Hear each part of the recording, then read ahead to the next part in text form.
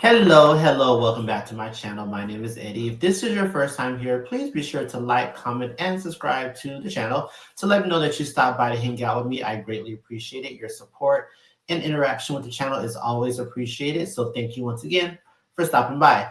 Now, this topic I want to talk about today is something that has just been on my mind because the more I keep hearing about it, the more it kind of infuriates me because it's a situation that I'm currently in as well, because sometimes we just don't make the best decisions, right?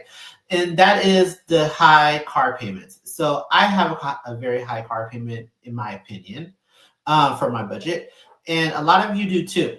And we kind of have normalized it. So what I want to do is shed light on this topic and get into some other people who have gotten into these high car payments and how they got into it, and also maybe help you feel like you're less alone and you're not the only one. Because I know I'm not the only one. I cannot be the only one that got myself into this situation.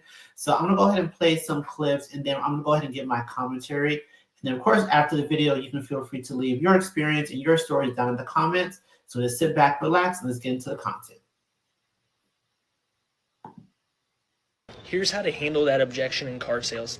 As a car salesman, first you want to isolate the objection. So just say, aside from the payment, is there anything else keeping you from moving forward? Otherwise, if they just say it's the payment, say, so if we can figure out the payment, is it something you want to go ahead and move forward with? And they might say yes. Say perfect. So now you got a commitment. And then you're going to say, well, the payment's based off of the vehicle that you chose, and you said it's the right vehicle. It's also based off of the money down and then the term. Now, you said you can put $5,000 down. What's the most you'd be comfortable with putting down? So you're just trying to ask for more money down. And then they might say, you know, 5, 6, 7 grand, whatever it is. It just gives you more room to negotiate. And then you're going to say, well, if you put this much down and we leverage an 84-month term, it looks like I can get you within $50. Now, if that works for you, I just need a copy of your driver's license. So then you just go in for the close. At that point, you're just trying to, you know, work it out with the customer. So this is a very valuable video because he's basically giving you the game and the tactics that salesmen use to try to get you into a vehicle that you really honestly cannot afford. So if you really pay attention, he's doing everything that he can to not lower the price of the vehicle, which is ultimately what we really want, right? Because you lower the price of the vehicle, you didn't lower the payment. However, he's pretty much going in a roundabout way, trying to get the payment down by not lowering the price of the car, asking for more money down, stretching out the term to, what did he say, 84 months? Is it just me, or is that 7 years? That's 7 years. 7 years is a long time to pay on a car because a lot of cars only have a manufacturer's warranty up to 36 months and 36,000 miles. And that's if it's a new car. If it's a used car, it may not even have a warranty. So good luck with that. But usually cars kind of, I don't want to say start to break down, but they start to have a little bit of issues when it comes to reliability, like around the 5-6 year mark, depending on how you take care of the car. So paying for a car for 7 years, you could be paying for a car that doesn't even work anymore. So we cannot stretch out car loans for 7 years. They really shouldn't even be 6 years either. But I think that some people just shouldn't go into car dealerships alone. And he's basically explaining why, because they have all these tactics and all these moves they try to get you to do to get you into a car that you ultimately kind of already are alluding to the fact that you can't afford it. So if you have to stretch out your car note to 84 months, you probably can't afford the car. Let's just stop right there. So let's just roll it back. Maybe go home, think about it, maybe try to find a cheaper car, because that we shouldn't be doing that. So let's just make sure that we're being careful. Asking why my car payment is $1,000 a month, and here's why. So I told you guys I got my first car when I was a senior. It was the car of that year. I had a backup camera, I had a push start, everything, right? 9 months later, I crashed it and I totaled it, and my parents had already almost paid it off. So then they pulled me out another car, the same one, but I had to pay it. So I started paying it. I was giving payments, and I was almost done. I had less than 10,000, right? I always kept up with the maintenance, everything. And I don't know why, but there was so many recalls on this car to the point where it almost left me on the freeway a couple times, okay?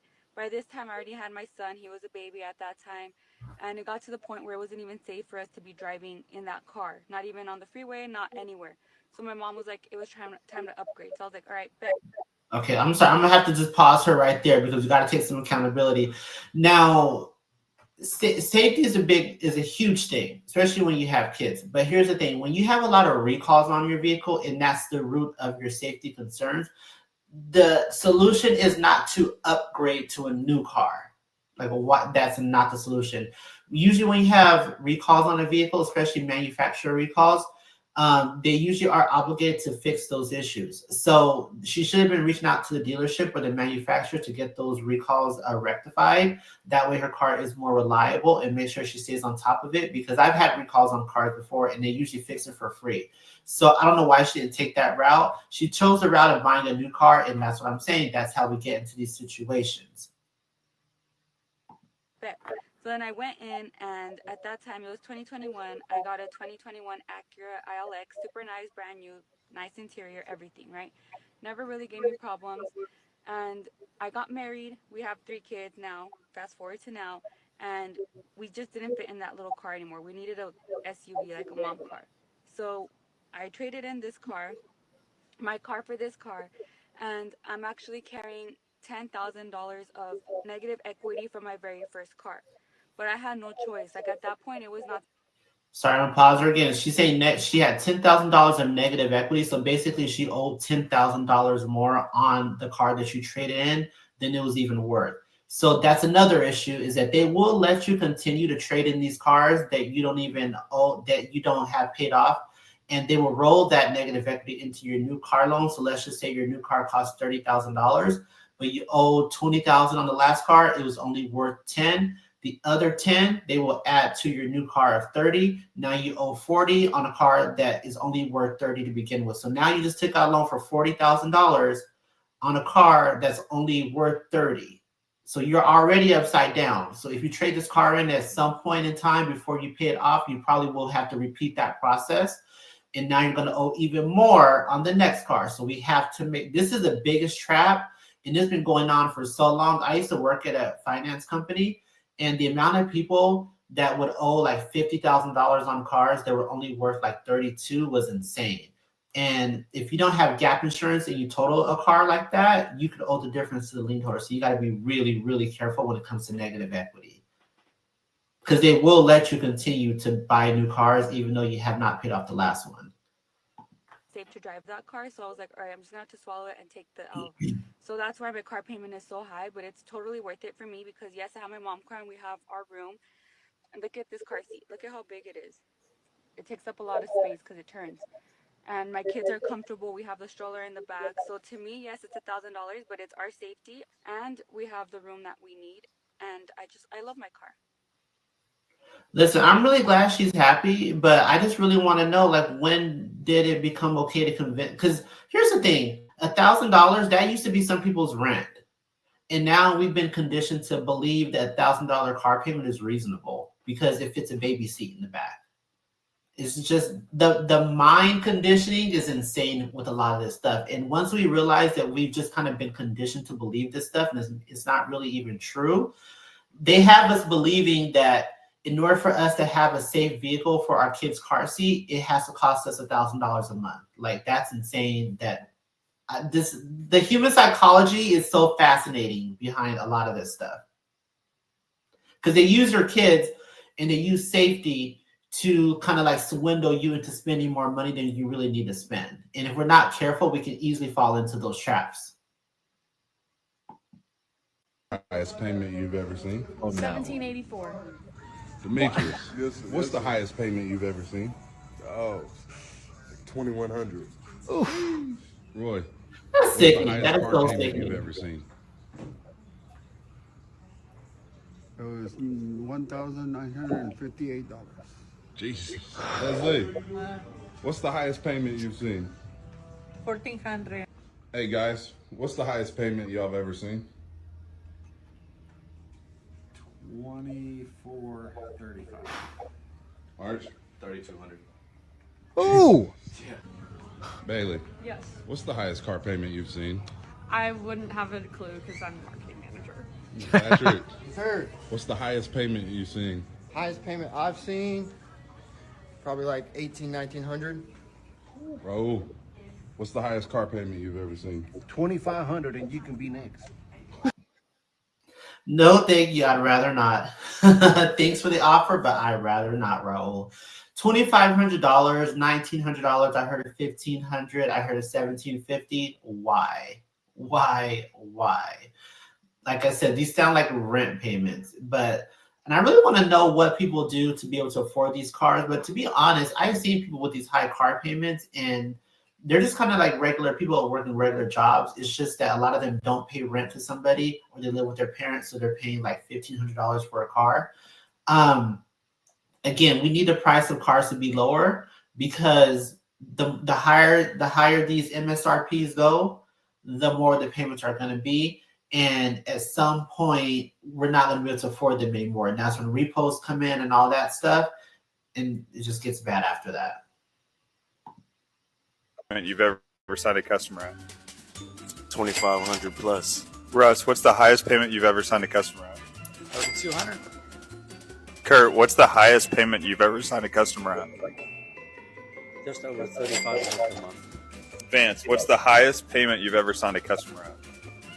Over $2,000 a month. Woo! Ryan, what's the highest payment you've ever signed a customer at? $2,500 on a Lamborghini. Mickey, what's the highest payment that you've ever seen on a car deal? $10,712 a month. Obviously, dealerships are bragging, so we got to make sure we don't give them anything to brag about. Like, I mean, a car salesman sounds like a good job to be in, because if you can listen, some people, they will do anything to get into that new car, and they don't really negotiate. They just want the car, and then that's where car salesmen kind of rake in the money, because they don't have to do much. All they have to have is a car that you want.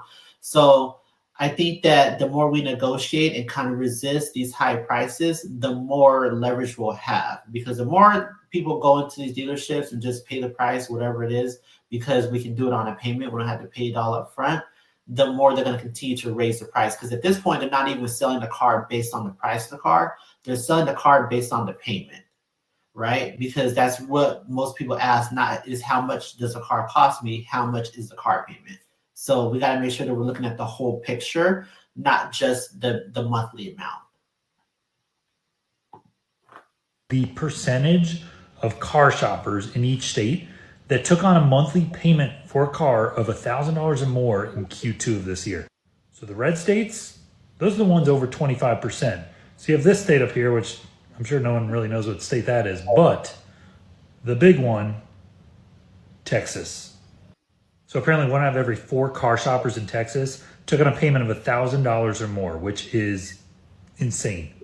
Now I've seen how much SUVs, how much pickup trucks are. We know there's a lot of those driving around Texas, but it makes me wonder, with all these people talking about how expensive different areas in Texas, especially Austin, where I live, how expensive all these places have gotten. Maybe they're spending a little too much on other things.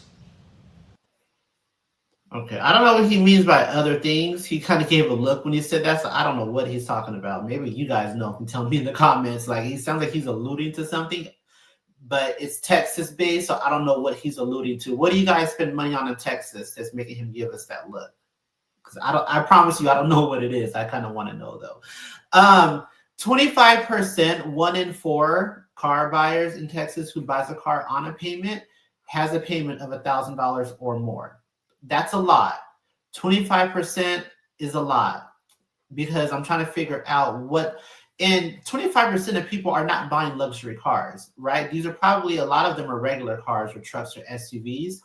The Dodges, the Fords, the Chevys, and whatever other brands you want to name that are not luxury brands. So I remember a time when, $700, even $600, that was like a luxury brand, like a BMW, like a Mercedes type of car payment.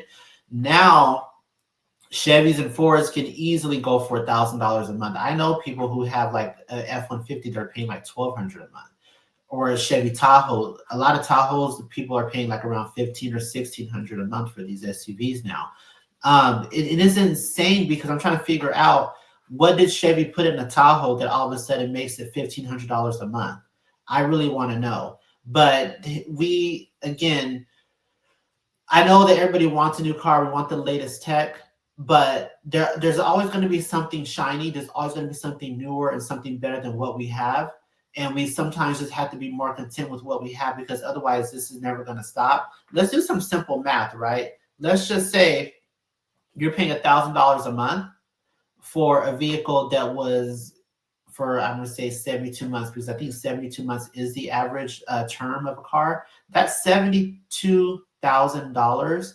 And that doesn't really even take into account how much you're paying for interest. So most of the times when you're paying 72 months on a car that's $1,000 a month, usually the car is not $72,000. The car is around like $48,000 or $50,000. So the rest of that is just interest, because there is really no car that you're paying 0% interest on. Sometimes I remember back in the past, like before COVID, a lot of times they would have offers at 0.9%, 1.9%. Those are pretty much gone. I think the average right now is around 6 or 7%. So you're going to be paying a lot of interest on these cars. A lot of times you're paying way, way, way more than the car was actually ever worth when you're done making all the payments. That's if you ever paid off and you don't trade it in and continue to upgrade like that young woman did, you know, with the car that had all the recalls. So let's make sure we're being really, really smart about this.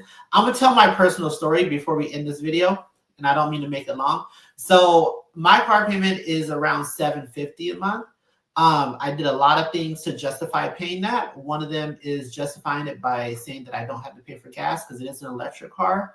But that's just kind of like one of those, I guess, internal lies I told myself to make myself feel like I was making a good decision. 2 years later, I regret that decision. I wish I didn't have a car payment at all. There was a time I had a car that was paid off. And even with paying for gas, I wasn't putting $750 into it. So I think I kind of screwed myself over.